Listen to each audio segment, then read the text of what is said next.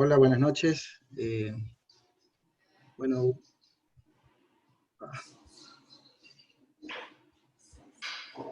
hola, buenas noches. Juanito, recién te veo.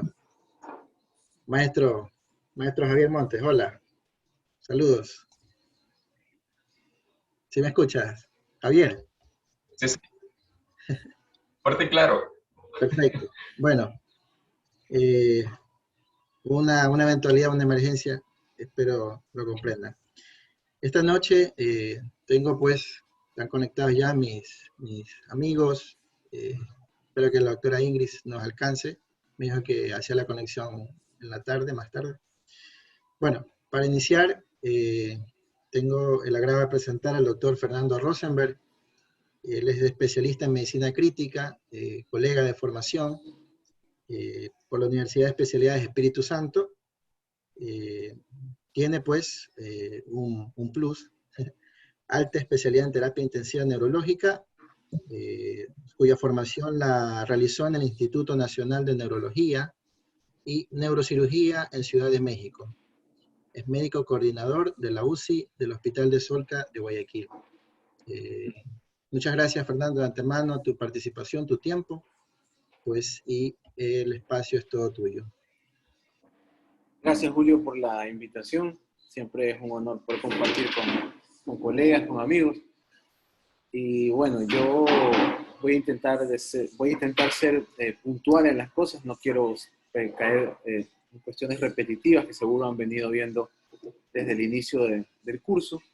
Entonces voy a tratar de ser puntual en algunas cosas que hay que pues, ser específico en la parte del paciente neurocrítico y desmitificar quizás un par de temas.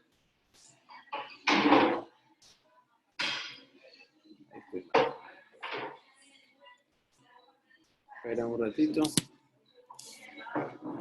Estoy mal ya con esto. Bueno, ya ahí. Quizás es la primera referencia que se hace a que insertando aire a través de la garganta de alguien se puede volver a la vida, o se puede salvar una vida, y esto es un escrito que está publicado en 1974 de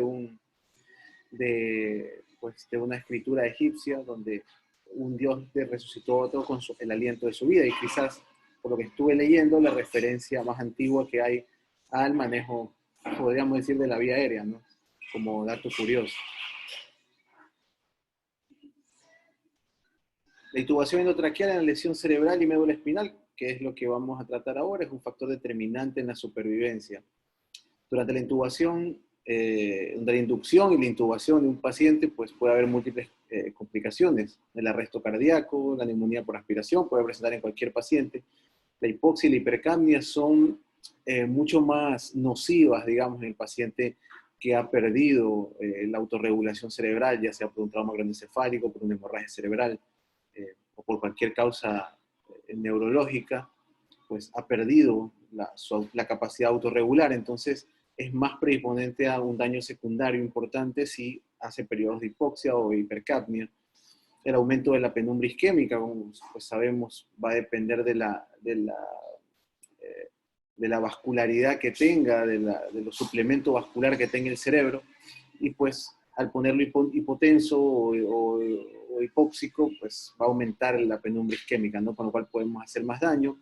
Y las maniobras de intubación pueden aumentar la presión intracraneal, y en un paciente que por sí quizás ya venga con un grado de hipertensión intracraneal, podamos provocar un daño más severo y terminar en una herniación cerebral. Entonces, son cosas que se suman al paciente neurocrítico, ¿no?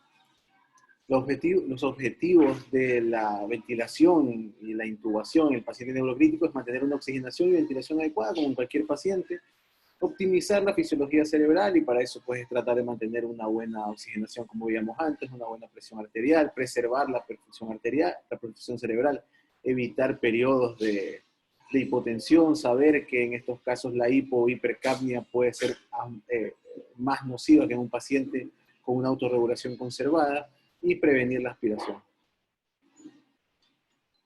¿Cuándo debo intubar a un paciente neurocrítico? Bueno, las guías o las recomendaciones de la Sociedad Neurocrítica Americana, que están publicadas el año pasado, dice que deben ser guiadas por una cantidad de factores, donde mencionan el nivel de conciencia, un Glasgow menor a 8, una escala de Coma Glasgow menor a 8, la pérdida de protección de los reflejos de la vía aérea, la hipertensión intracraneal y la herniación cerebral, pues son indicaciones de sedar y intubar a un paciente, la falla en la oxigenación, la ventilación, y obviamente un paciente que suele venir en un trauma específicamente, es difícil a veces que venga con un trauma de cráneo aislado, o puede pasar, pero también las causas no neurológicas son indicación. Si yo tengo un paciente con un trauma de cráneo, pero que tiene un Glasgow de 14 o 15, pero tiene un neumotórax, atención, porque es una causa neurológica no neurológica para intubarlo.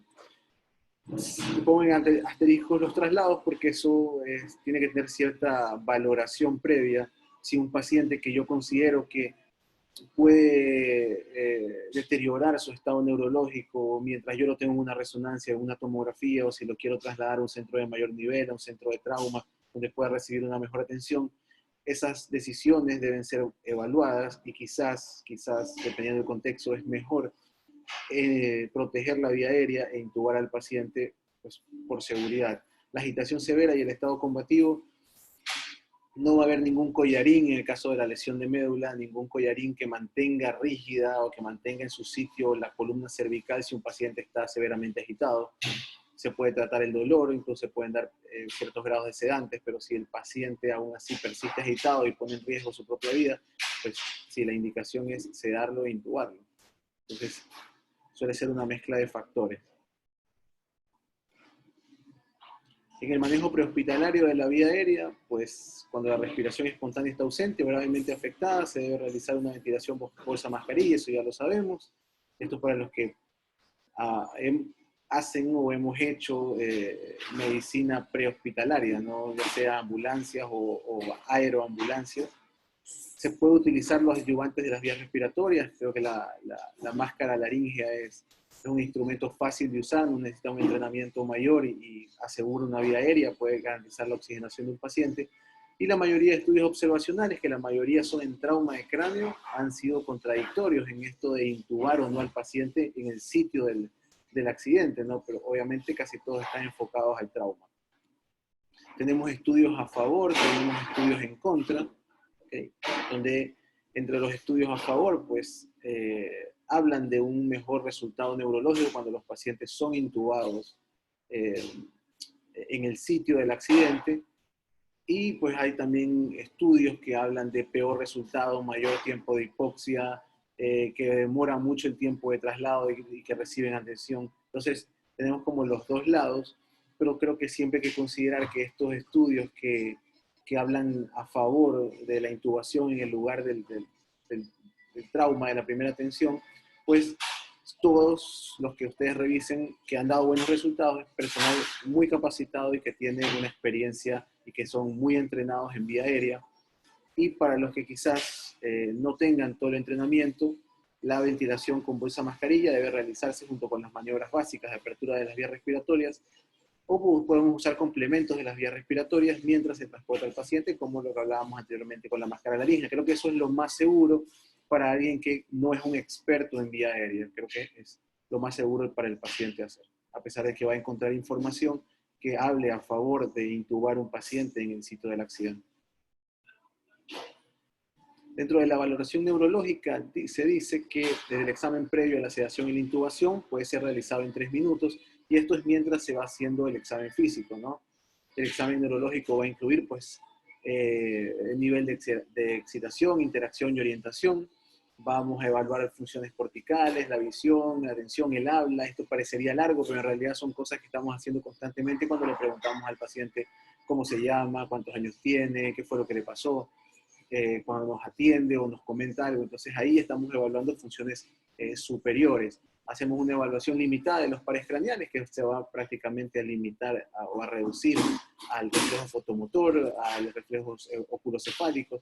Entonces, más que todo va a eso. No vamos a estar investigando la sensibilidad del facial, ni mucho menos, sino son cosas rápidas que tenemos que hacer, la función motora de cada extremidad, tonos, reflejos, verificar si hay movimientos involuntarios, crisis quizás parciales que tengan riesgo de generalizarse, si hay anormalidades a nivel de la columna cervical, si hay dolor, si hay abultamiento, si el paciente refiere hiperestesias, y obviamente el examen sensorial en pacientes con la sospecha de lesión de la médula espinal para identificar el nivel sensorial. Esto es lo que hacemos cuando pues hacemos la evaluación de ASIA, que es larga, es tediosa, pero hay que hacerla en un paciente que se sospecha pues la lesión de médula espinal, incluyendo el tacto rectal, sin olvidarse, para saber pues el nivel de la lesión y si es una lesión completa, ¿no?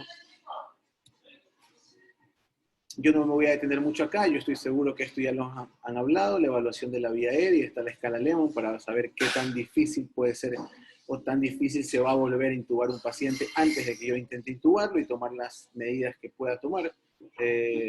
Pues no le voy a dar acá mucho de esto, el Malampati que está incluido dentro de la escala de esta mnemotecnia de Lemon, y también pues el MOANS que nos habla de qué tan difícil pues va a ser darle a un paciente la ventilación bolsa-mascarilla, ¿no? Yo no me voy a detener mucho acá, pero creo que esto es lo mismo para todos los pacientes. Siempre que yo quiera intubar un paciente, debo valorar previamente qué tan difícil va a ser ventilarlo y qué tan difícil va a ser intubarlo, y entonces puedo prevenir ciertas cosas que de lo contrario le costarían mucho, ¿no? Se dice que el 20 al 25% de los pacientes críticos que desarrollan hipoxemia severa van a desarrollar hipoxemia severa durante la intubación. De estos, ya el 25% va a desarrollar hipotensión y el 2% sufrirá un paro cardíaco. Y ahí se desactivará, ¿verdad?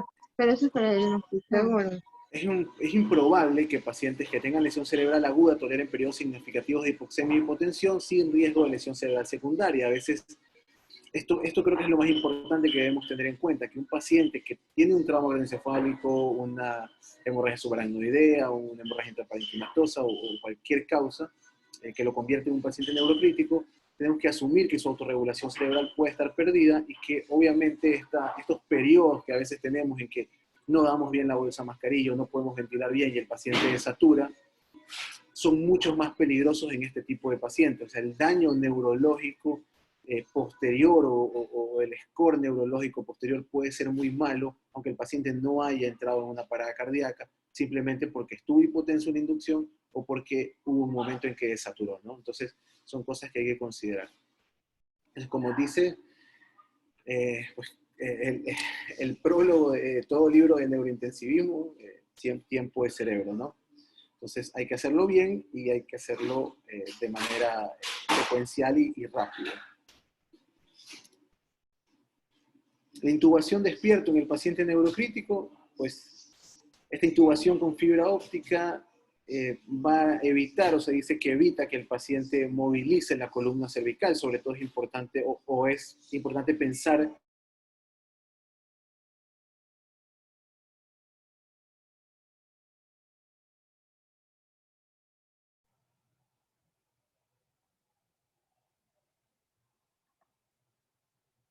Fernando.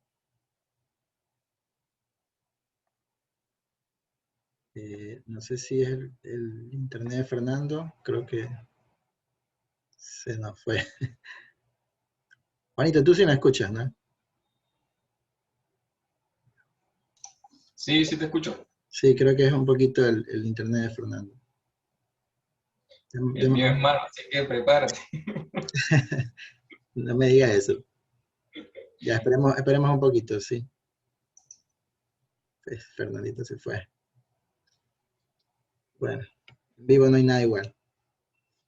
Quiero aprovechar para a los que están presentes, sé que son pocos hoy, empezamos algo tarde, pero el día de hoy, espero, no sé si lo puedan ver, vamos a sortear este libro, de ventilación mecánica, es de la SATI, Sociedad Argentina de Terapia Intensiva, es la tercera edición, la última.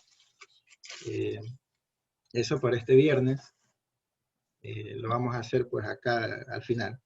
Y el día viernes próximo, no sé si lo alcanza a ver, tenemos el sorteo de este libro, Vía Aérea, también de la SATI, es cortesía mía. El anterior es cortesía del señor Víctor Banchón, pues que nos provee los libros. Ambos son 2017, me parece que 2019. Esperemos un poquito a ver si Fernando se conecta. Estaba muy interesante, ¿eh? Bastante atractiva visualmente. Sí. Eso nota la dedicación, ¿no?, que le ha hecho Fernando a esto. Deme un momento que me mandó un mensaje Fernando.